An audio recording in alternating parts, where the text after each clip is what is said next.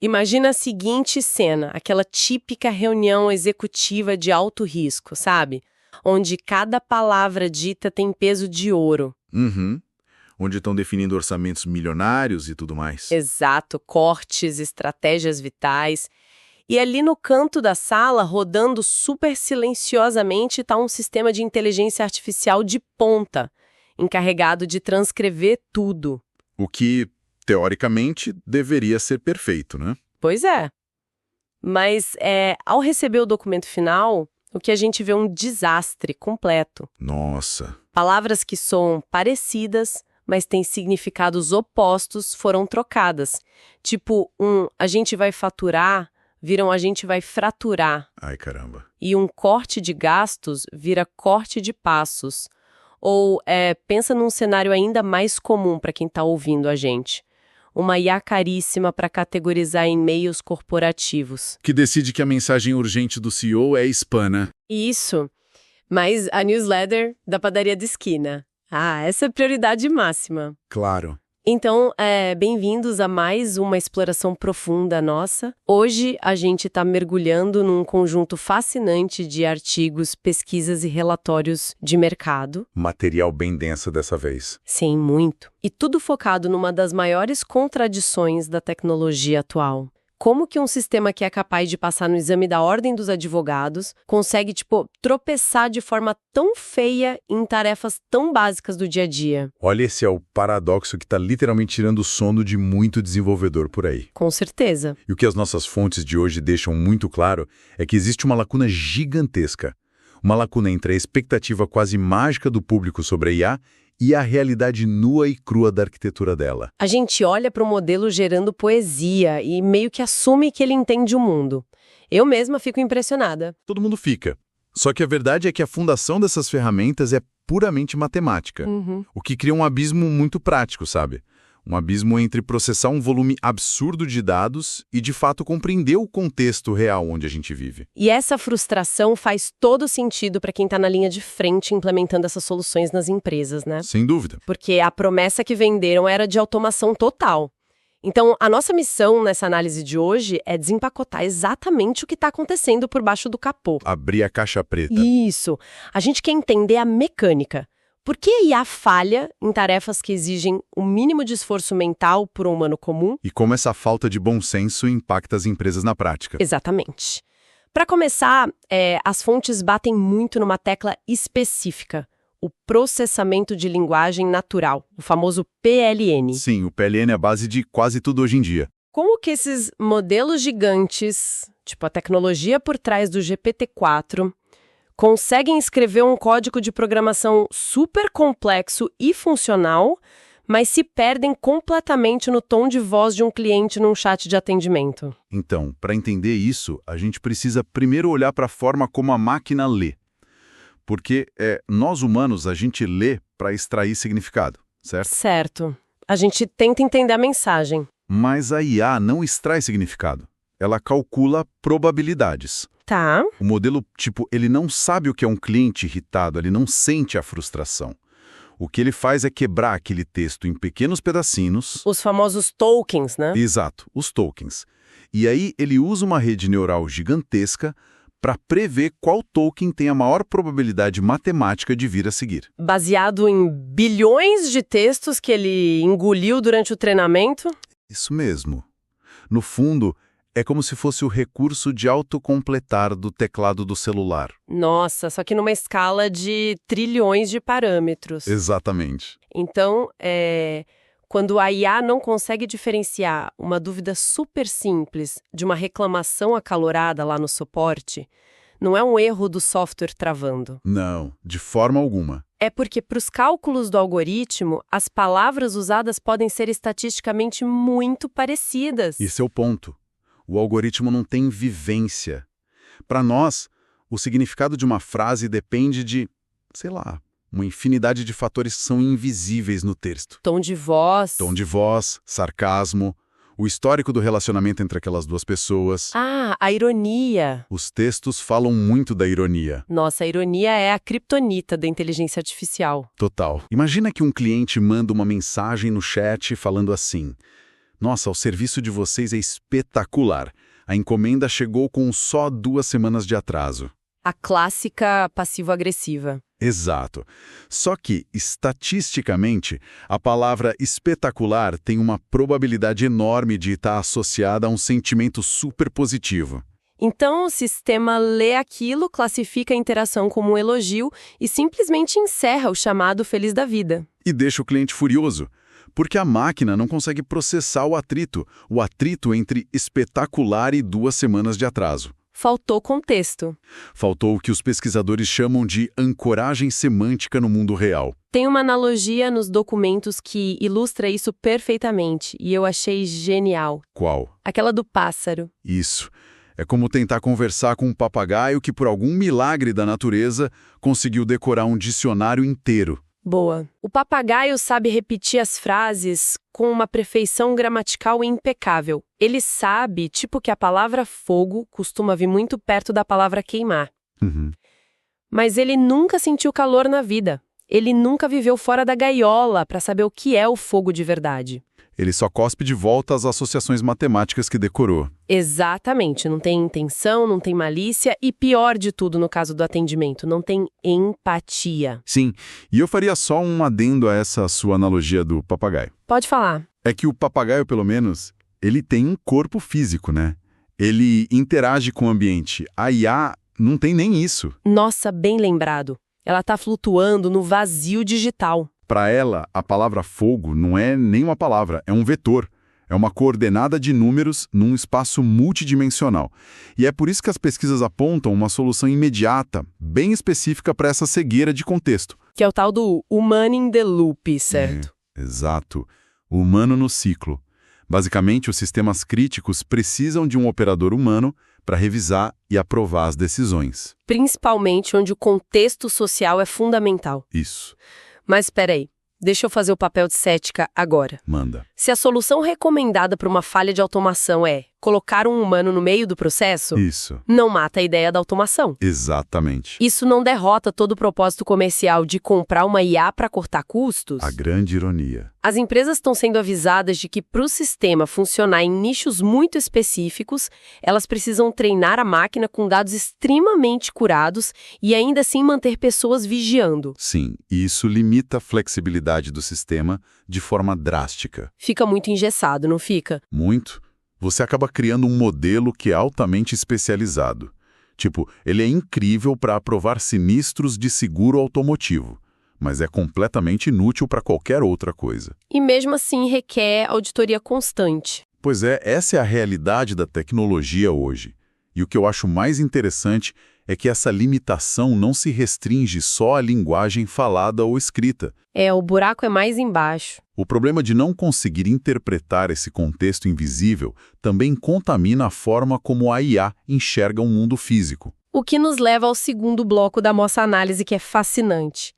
Fica muito claro que as palavras falham porque faltam olhos para a máquina, certo? Uhum. Mas as fontes mostram que quando a gente dá olhos físicos para a IA, através da visão computacional, o sistema sofre de uma fragilidade muito, muito parecida. Chega a ser irônico. Em um contraste nos relatórios que chega a ser cômico.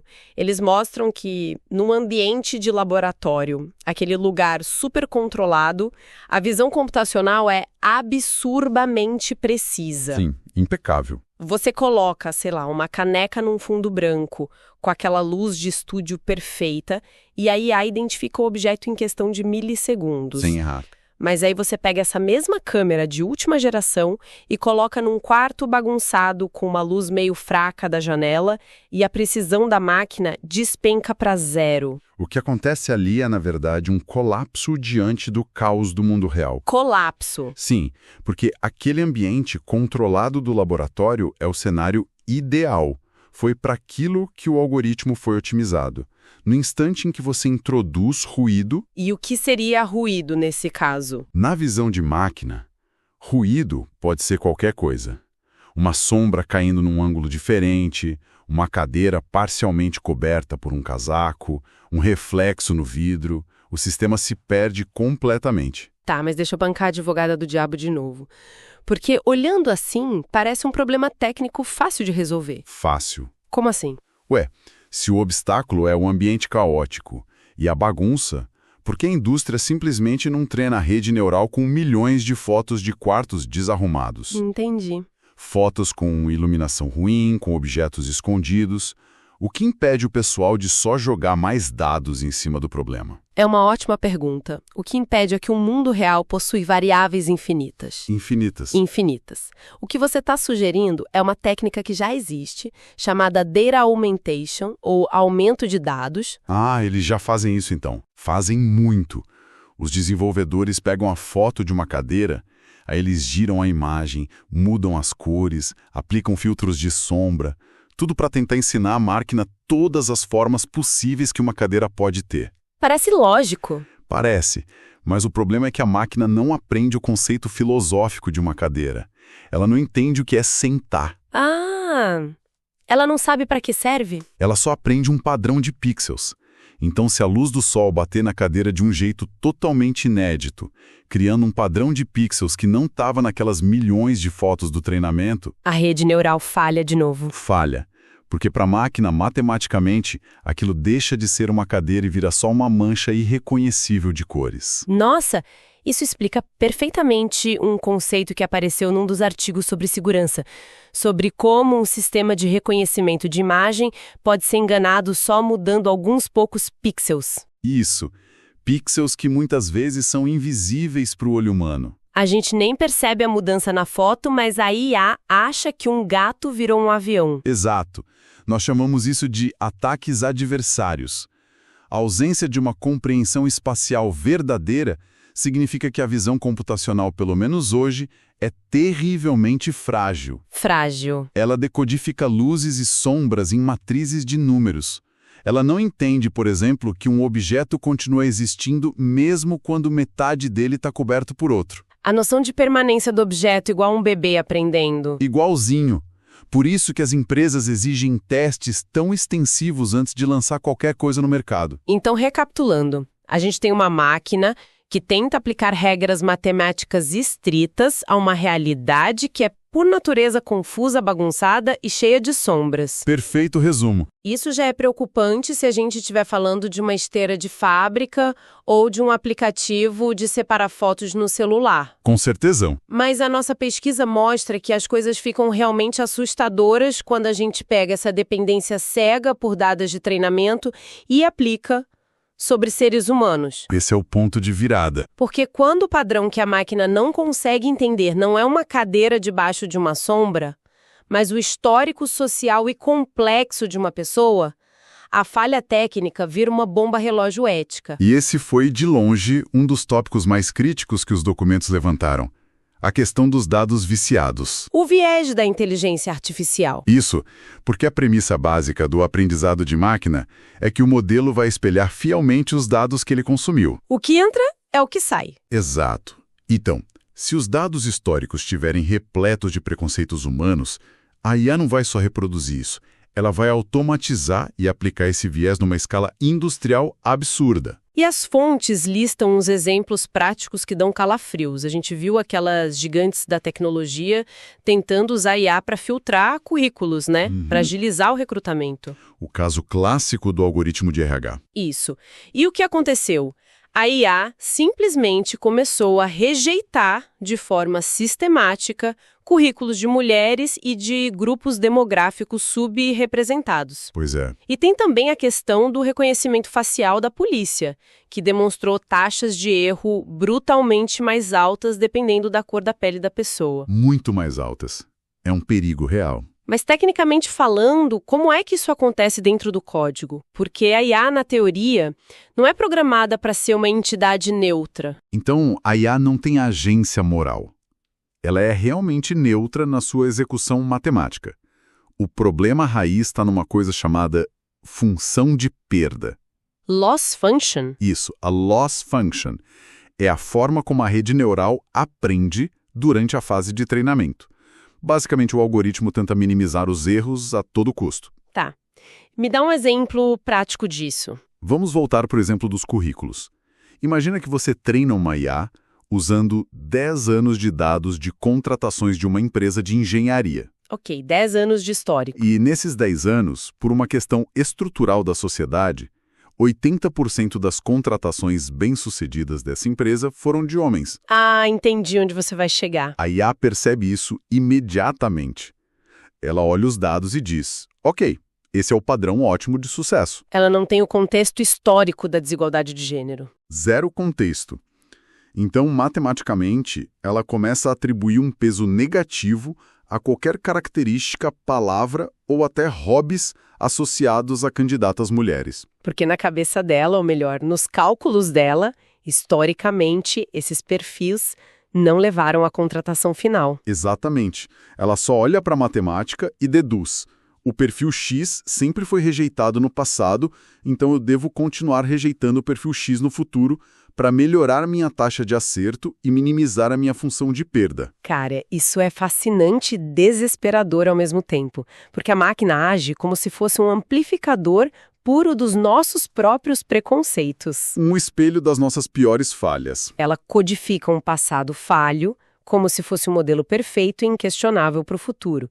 Ignorar como essa mecânica funciona é um risco absurdo para as empresas, né? Risco de reputação, risco de tomar processos legais gigantescos. E é por isso que a solução que os pesquisadores propõem nos artigos não foca apenas em mexer na máquina. Foca na governança humana. Exato. Os textos deixam claríssimo que não adianta tentar resolver o viés só escrevendo um código mais elegante ou comprando supercomputadores mais rápidos. Não tem atalho tecnológico para isso. Não tem. A mitigação do viés requer auditorias contínuas. E mais importante do que isso, requer equipes de desenvolvimento diversas. Pessoas diferentes criando a tecnologia. Exato. Você precisa de engenheiros e cientistas com diferentes contextos de vida analisando os dados de treinamento. Só assim dá para identificar pontos cegos e anomalias que um grupo homogêneo, de pessoas iguais, simplesmente deixaria passar. O humano precisa estar ali, olhando para o resultado e dizendo para a máquina, olha, a correlação matemática que você achou está certa nos números, mas está socialmente e moralmente errada. Perfeito. É o Women in the Loop São Mão da Pátria de novo. O que nos empurra direto para o ápice da nossa exploração de hoje. Porque pensa comigo. Diga. Até agora, a gente dissecou falhas que acontecem em ambientes meio que estáticos, né? A IA tem todo o tempo do mundo ali no servidor para ler um e-mail com ironia. Ou para processar uma foto de uma cadeira com sombra, ou rodar a noite inteira escaneando milhares de currículos viciados. Ela está processando no tempo dela. Mas e quando não tem tempo nenhum? O que acontece quando a gente pega a falta de contexto invisível, soma com a fragilidade extrema da visão computacional que se perde com qualquer sombra e junta com decisões ruins baseadas em dados passados, e coloca tudo isso dentro de um chassi de 2 toneladas? Ai, ai, ai. E aí manda esse veículo acelerar a 100 km por hora no meio de uma avenida lotada. Bom, aí a gente está entrando no território do teste de estresse máximo para a inteligência artificial, os sistemas autônomos. Carros que dirigem sozinhos, drones de entrega caindo do céu em áreas densas. Exatamente, porque aqui o abismo entre aquela simulação perfeita de laboratório e o caos urbano do mundo real não custa apenas eficiência corporativa, custa vidas. Tem uma imagem que os documentos desenham de um carro autônomo tentando navegar no trânsito urbano que é muito reveladora. Aquele comparativo com o motorista iniciante. Esse mesmo. Para dar uma proporção para quem nos ouve, imagina a situação assim. Pega um adolescente que acabou de aprender a dirigir. Tá inexperiente. Muito inexperiente. Mas ele só praticou até hoje dentro de um simulador de videogame ultra realista. Lá no jogo, o asfalto é sempre perfeito. Não chove nunca. As placas estão sempre limpinhas e os pedestres seguem um caminho programado. O mundo ideal da programação. Só que aí, do nada, você pega esse adolescente e joga ele no centro de uma cidade real, no meio de uma tempestade, com um desvio de obra na pista que não estava no GPS, um monte de gente atravessando fora da faixa e um saco plástico voando no meio da rua. É o pânico total. Ele vai travar. Mas aí eu te pergunto, falando de tecnologia agora, por que os sensores do carro não dão conta disso? Porque a gente ouve tanto falar de equipamentos tipo o LiDAR. O LiDAR. Eles não diziam que ia ser a revolução, que ia resolver essa cegueira toda? Essa é uma excelente pergunta para a gente desmistificar um pouco a tecnologia. O LiDAR, que é a detecção e alcance de luz, usa feixes de laser, certo? Ele dispara esses feixes milhões de vezes por segundo em todas as direções. Para criar um mapa 3D do ambiente. Isso, um mapa altamente detalhado ao redor do carro. É uma ferramenta de precisão geométrica incrível. O lidar sabe a distância milimétrica exata de cada obstáculo. Tá, então qual é o problema? O problema é que a gente volta para a questão da compreensão semântica. O lidar fornece os dados brutos, a tal da nuvem de pontos. Mas o cérebro eletrônico do carro ainda precisa interpretar o que diabos são esses pontos. Ah, então o sensor grita que tem alguma coisa ali na frente, mas a IA tem que adivinhar o que é. Exatamente. O sensor diz, tem uma massa a 3 metros. E aí a pergunta, é um cachorro ou uma caixa de papelão? É bem por aí. Vamos pegar o seu exemplo do plástico voando. Para a rede neural, uma sacola de plástico voando na rua e uma pedra grande do mesmo tamanho rolando na via podem gerar assinaturas de dados muito parecidas para os sensores. Especialmente se estiver chovendo ou com muito reflexo na lente. Perfeito. Agora pensa num ser humano dirigindo. Um humano entende instintivamente a física básica do mundo. A gente sabe que a sacola é inofensiva. Dá para passar por cima sem pensar duas vezes. Mas a pedra vai destruir o seu para-choque, então você freia ou desvia. O carro autônomo, por outro lado, não tem essa intuição física. Diante de um imprevisto bizarro que ele nunca viu em milhões de horas de treinamento no simulador, ele tenta aplicar aquelas regras rígidas dele. E ao fazer isso, pode tomar a decisão mais perigosa possível para a situação. Como dar uma freada brusca do nada no meio de uma rodovia movimentada só por causa de uma sacola plástica. Caramba! Isso mostra uma diferença brutal entre a nossa intuição humana, que é super baseada no instinto de sobrevivência, e o puro processamento de dados. Não tem nem comparação. Tem coisas que a gente faz que a máquina nem sonha. Quando a gente faz contato visual com um pedestre na esquina, por exemplo, a gente sabe instintivamente se a pessoa vai se jogar na rua com pressa ou se está só esperando o sinal fechar de boa. Sim, a tal da linguagem corporal. A máquina não consegue ler o contato visual humano. Não sabe ler a intenção. De jeito nenhum. A máquina tenta calcular a trajetória da pessoa baseada nos frames de dados anteriores. É pura probabilidade matemática contínua. É por isso, então, que esses carros autônomos parecem funcionar tão bem em vídeos promocionais gravados em rodovias interestaduais perfeitas. Claro, com as faixas recém-pintadas e um dia ensolarado. Ali a probabilidade acerta muito. Mas coloca isso no centro de uma cidade, onde a imprevisibilidade é a regra. A margem de erro sobe a níveis absurdos. E a conclusão dos especialistas lá na documentação é unânime sobre isso. Completamente. A única forma segura de operar num mundo físico caótico hoje não é confiando num algoritmo mágico. É construindo níveis massivos de redundância. Um sensor checando o outro. Exato. As câmeras cruzam dados com os radares tradicionais, os radares cruzam dados com o líder, e ainda assim tem que haver mecanismos de segurança estritos. Tipo um botão de pânico interno do sistema. Mais ou menos. Se o sistema detectar o menor sinal de anomalia matemática, de confusão, ele para o veículo em segurança imediatamente ou devolve o controle para o motorista humano.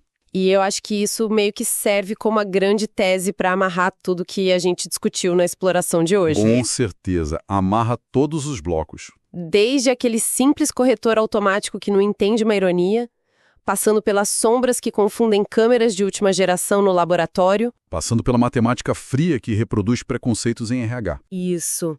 Até chegar nesses desafios de vida ou morte dos veículos autônomos. Fica claro que a inteligência artificial, apesar de parecer mágica na hora de gerar um texto do zero ou criar uma imagem bonita, ela é inerentemente frágil quando exigida no caos do mundo real. Olha, frágil é exatamente a palavra correta. Frágil, não fracassada. Sim, boa distinção. As pesquisas deixam evidente que nada dessas limitações invalide o poder absurdo da tecnologia. A gente só está acompanhando as dores de crescimento de uma ferramenta que é revolucionária. É uma fase de amadurecimento. Mas o recado para qualquer gestor, qualquer corporação tentando adotar IA nos processos é claríssimo. A automação cega é um perigo enorme. É um risco alto demais. Para extrair valor real e principalmente seguro dessas inovações, é mandatório investir na diversidade de quem cria, na curadoria dos dados e implementar os sistemas redundantes. Sabedoria humana preenchendo os abismos matemáticos da máquina. Lindo e super necessário. Para nossa audiência que está tentando se manter à frente dessas tendências tecnológicas, ou até mesmo só querendo simplificar uma rotina de trabalho no escritório, o grande conselho de toda essa papelada de pesquisa é não tratar a IA como um funcionário perfeito e independente. Porque ela não é. Ela é uma ferramenta incrivelmente potente, mas que não tem uma gota sequer de bom senso. O segredo é saber em qual exato momento do seu processo o humano no ciclo precisa intervir e tomar as rédeas. Exatamente isso. Bom, juntando todas as peças dessa nossa análise, eu queria deixar uma provocação para quem acompanhou a gente até aqui. Opa, adoro essa parte. Uma provocação baseada nessa premissa de que a máquina sempre vai precisar da gente para ter contexto. O grande sonho lá da ficção científica sobre a inteligência artificial era de que ela iria automatizar de vez as tarefas e nos libertar daquele trabalho pesado e repetitivo, certo? Pra gente poder focar no que importa. Exato. Mas se para contornar a falta de empatia no e-mail, os limites das câmeras na rua e a matemática falha e preconceituosa nos sistemas sociais, se para tudo isso a gente tiver que construir rotinas intermináveis de auditoria, validação e supervisão constante, Onde você quer chegar? será que a tecnologia não está apenas nos rebaixando ao papel de babás em tempo integral de algoritmos que são incrivelmente brilhantes, mas totalmente disfuncionais? Nossa, essa é pra pensar antes de dormir, hein? É algo fascinante para refletir. A gente se vê na nossa próxima exploração.